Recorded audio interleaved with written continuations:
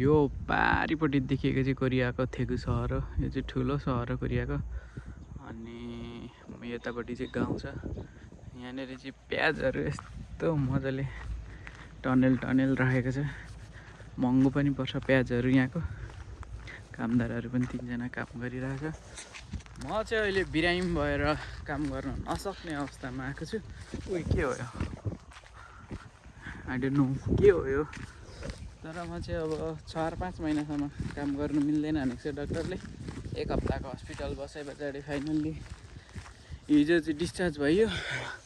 प्याज हेरौँ न, प्याज आम्मामा प्याज र लसुन त यहाँ लास्टै हुन्छ हौ। धान जत्तिकै रोपे हुन्छ हौ। फल्नु पनि त्यस्तै फल्छ हौ यहाँ त।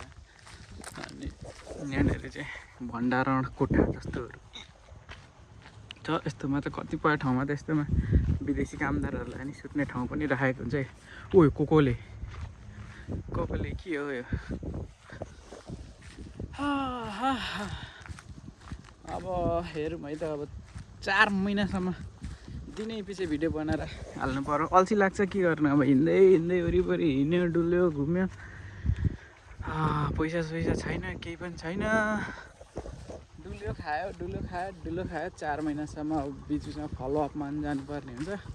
नत्र मैले नेपाल आउने पनि सोचेको थिएँ। अनि त्यही भएर यहाँ हेरौँ त है। यो लसुन हो। लसुन चाहिँ यहाँनिर धान जत्तिकै रोपे हुन्छ हो। कम्ती फल्दैन फेरि यहाँकोहरू लसुनहरू। फेरि यो पात पनि बिक्री हुन्छ। अनि पछि चाहिँ त्यो दाना बिक्री हुन्छ। त्यहाँ रोप्दा कोरियन आजुमा। यहाँनिर चाहिँ कुलो चाहिँ यहीँ छ। सिस्टमेटिक चाहिँ हुन्छ। कुलोहरू चाहिँ एकदम बनाएको हुन्छ कि यिनीहरूले। अनि यहाँनिर पनि टनेल बनाएको छ। जे पनि टनेलबाट। हाम्रो त फ्यालिदिन्छौँ त्यत्तिकै। 1-2वटा युरिया हालिदियो, फल्छ नफले फल्दैन टाइपको। यो चाहिँ बिक्रीमा गर्नको लागि रेडी छ है। सामानहरू चाहिँ रेडी है।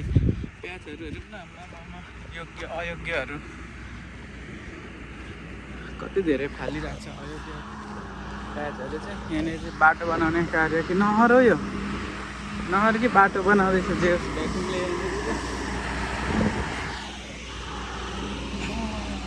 यो चाहिँ आरुको बोट हो। आरु फुल्दा चाहिँ यस्तो दामी फुलेको देखिन्न रहेछ यार। आरु फुललाई सिउरी राखे है भन्ने गीतमा नहर बनाएको रहेछ। त्यहाँ ठुलो नदी छ नि त। त्यहाँ ठुलो नदी छ अगाडि। म चाहिँ त्यो ठुलो नदीपट्टि जान कोसिस गरिरहेको छु। कम्पनीमा बल्ल काम पारा लागेको। काम पाक्कै दिन घाइते भइयो। के गर्नु अनि। धन्ना कम्पनीले, बिमाले नि काम गरेन। धन्ना कम्पनीले पैसा दियो। नेपाली 8-9 लाख खर्च भयो नि कम्पनीको। असुल्ने हो कि मबाट पछि थाहा छैन। असुल्दिनँ भनेको छ। गरिदिएको कम्पनीको बाट भनेको छ भन्नु चाहिँ। अनि यहाँनिर चाहिँ प्याज आमामा लडेछ हौ कि लडाएको होला सायद। यति सबै त लड्दैन नि त। प्याज र लसुन चाहिँ ओभरै छ। अनि यहीँ अगाडि देखेको यो ठुल्ठुलो सिटी चाहिँ यहाँको थेगुको सिटी हो। अस्ति मलाई 4-5 दिन एउटा कम्पनीमा काम गरेको एरिया चाहिँ मेरो यो देखेको सेतो देखिएको सहरकै बिचमा थियो क्या। अनि त्यहाँनिर चाहिँ भर्खर एउटा यक पुगेको छ। अनि पाहाडको फेदमा त्यहाँनिर चाहिँ अपार्टहरू यो एरियाको चाहिँ महँगो छ भन्दै थियो। अनि उतापट्टि दुङथेगको चाहिँ अपार्टहरू महँगो छ भन्दै थियो क्या। अनि म बसेको अपार्ट चाहिँ त्यो अग्लोदेखि लेफ्टपट्टिमा छ। अहिले चाहिँ ठुलो बनाउँदैछ ग्यास नहरहरू। खतरा बनाउँदैछ। यहाँ नि प्याज टमाटर कम्पनी रहेछ।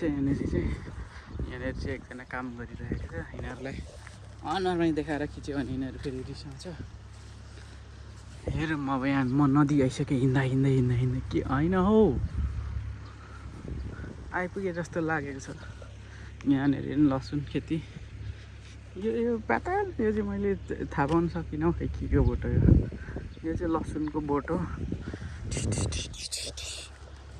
शिवा घाइते भयो। बोरिङ पनि रहेछ यहाँनिर। बोरिङ पुरानो खाले रहेछ। यहाँनिर चाहिँ रहरीको त्यो सानो रहरी रोपेको रहेछ।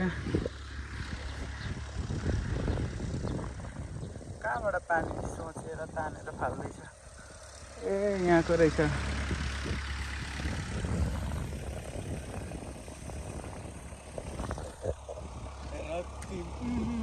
मधुर छन् तिम्रा लाली नलाए हुन्छ कोही यत्रो हिँड्दा नि आउँदैन त हौ त्यो सेतो सेतो देखेको चाहिँ यहाँको थेगु सहर यहाँदेखि हिँडेर लाग्छ आधी घन्टा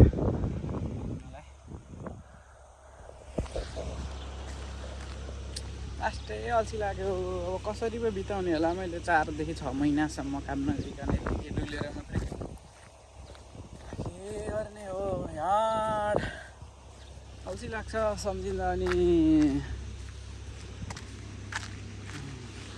6 महिना हानेको यहाँ होइन त यहाँ होइन त 6 महिना हानेको यार यो बाटो पुगिन्छ त्यही रहेछ पुल चाहिँ अब चाहिँ त्यो देखेको सेतो सेतोमा चाहिँ पुग्दो रहेछ भ्याकुम ए चाहिँ जसले पनि यहीँको स्थानीय जसले नै अपरेट गर्छ होला क्या यत्रो छ अनि यता नि सानो सानो खन्नको लागि कृषि औजारहरू त लास्टै छ यहाँनिर नि पानी तान्ने मोटर जस्तो छ यो के रोपेको थाहा छैन झाँस हो कि घाँस हो कि फलफुल हो कि के हो थाहा छैन तर घाइते भएर अशक्त अवस्थामा 7 दिनको हस्पिटल बसेपछि आइएछ फेरि भोलि फलोअपमा बोलाएको छ फलोअपमा जाने पैसा छैन कति पैसा लाग्छ भनेर हस्पिटलमा फोन गरेको आएपछि थाहा हुन्छ भन्छ फलोअपको चाहिँ कम्पनीले नै तिर्दै गर भनेको छ आयो के पो गर्ने होला यो चाहिँ टनेलहरू छ लास्टै धेरै टनेलमा मात्रै यिनीहरूले प्रायः खेतीपाती गर्दो रहेछ यसलाई चाहिँ टनेल आवश्यक पर्दैन रहेछ क्या यो लसुन चाहिँ यहाँनिर कोरियामा अस्ति पहिला पुरानो हाम्रो कम्पनी छेउमा पनि लास्टै धेरै थियो उत्योहरू कृषिको खेतीहरू तर यसलाई चाहिँ मैले टनेललाई त्यो हालेको देखेको थिइनँ क्या जहीँ पनि लास्टै फल्ने क्या लसुन चाहिँ मुनि चाहिँ तर उत्यो चाहिँ गरेको हुन्छ प्लास्टिक चाहिँ हालेको हुन्छ प्रायः यहाँ सबैले प्लास्टिक हालेको हुन्छ यतादेखि चाहिँ ओभर सप्रेको छ है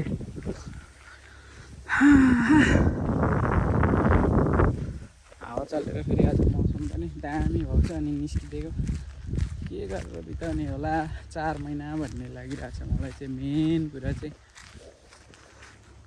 उही त्यो के हो धुप्पीको बोट यहाँनिर चाहिँ यिनीहरूले चाहिँ यो सानो यो धुप्पीको रुखहरू छ नि यस्तोहरू चाहिँ रोप्छ क्या अनि बेच्छ क्या पछि एउटा एउटा जस्तै अब कसैले कम्पनी खोल्यो भने अफिसहरू खोल्यो भने डाइरेक्ट यत्रै खनेर उखालेर लगेर रोपिदिन्छ क्या यो ड्याङ्गै लगेर रोप्छ अनि यो कम्पनी पहिल्यैको हो कि नयाँ हो थाहा हुन्न यत्रो यत्रो ठुल्ठुलो रुख पनि ल्याएर कम्पनी अगाडि नै रोपिदिन्छ क्या नयाँ कम्पनी खोलेपछि यिनीहरूले अनि पुरानो कम्पनी हो कि अब रुखसुख सबै आइसक्यो भन्ने जस्तो देखिन्छ क्या यो चाहिँ यिनीहरूले पछि यत्तिकै लगेर रोप्छ यो बिक्रीको लागि रोपेको रुखहरू हो क्या त्यहाँ 3 जना आजुमाहरू चाहिँ काम गर्दैछ हामी चाहिँ कृषिमा काम गरौँ एकदम नेपालीहरू नेपालमै चाहिँ विशेष गरेर किन हो खै गर्ने लजाउँछ यो चाहिँ ट्याक्क उखाल्ने लगेर रोपिदिने हो क्या यो चाहिँ बिक्रीको लागि राखेको हो क्या उयो यो त पहेँलो कलरको नि छ त दामी पहेँलो कलरको दामी